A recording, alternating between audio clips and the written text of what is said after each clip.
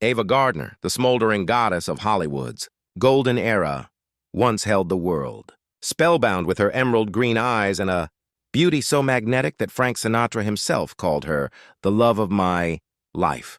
But behind the breathtaking glamour, the flashing cameras and the silver screen perfection was a truth so painful that Ava carried it like a scar, one born from a choice that would haunt her for the rest of her life. It was a secret she buried deep, one she could barely whisper about, even decades later. In 1951, Ava Gardner stood at the height of her fame.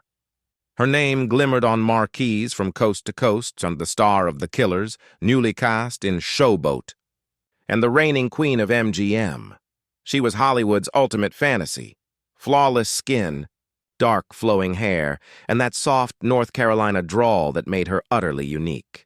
She seemed untouchable, the picture of perfection. But in Hollywood, perfection always came with a cost. That same year, Ava fell deeply and recklessly in love with Frank Sinatra, a man whose career was faltering just as his marriage was crumbling. Their relationship was intoxicating, passionate, and forbidden. When Ava learned she was pregnant with Frank's child, her heart ached with conflict. The baby represented everything she had longed for: a real home, true love, and a life away from the make-believe world of stardom. But to the men who ran MGM, it was a scandal waiting to destroy their most valuable star. They summoned her into a private meeting in their Culver City offices. Behind closed doors, they made their demands unmistakably clear: her career, her fame, her future, all depended on keeping up the illusion of untouchable glamour. A pregnant, unmarried Ava Gardner didn't fit that image. The studio had already taken care of everything. There would be an appointment, a clinic, discretion, and silence. Those close to her said Ava walked out of that office in tears, moving through the studio lot like a ghost. She made the appointment. What followed would stay with her for the rest of her life. It wasn't only the heartbreak of losing a child, it was the crushing realization that Hollywood owned her completely. Her image, her choices, even her body. But that wasn't the end of her tragedy. Later that same year, she and Frank married, but their love, wild and volatile, soon turned destructive. As Ava's career soared and Frank's plummeted, jealousy and anger consumed them both. One night, after hours of drinking and shouting at their Palm Springs home, Frank pulled a gun and fired into the mattress beside her. The bullet missed, but the damage was done. Ava ran barefoot into the desert, terrified, hiding behind a rock until the sun came up.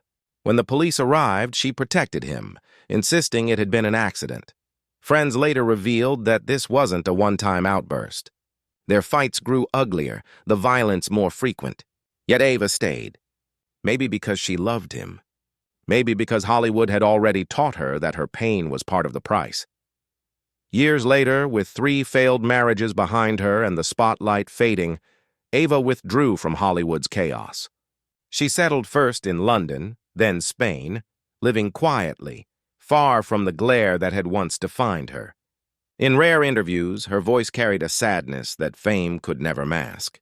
"I destroyed every man I ever loved," she once confessed, "and they destroyed me right back."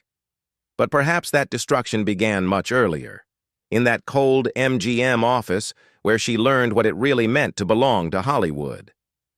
Ava Gardner didn't simply survive the golden age. She endured it. Beneath the glamour and heartbreak was a woman who lived fiercely, loved deeply, and refused to hide the pain that came with it.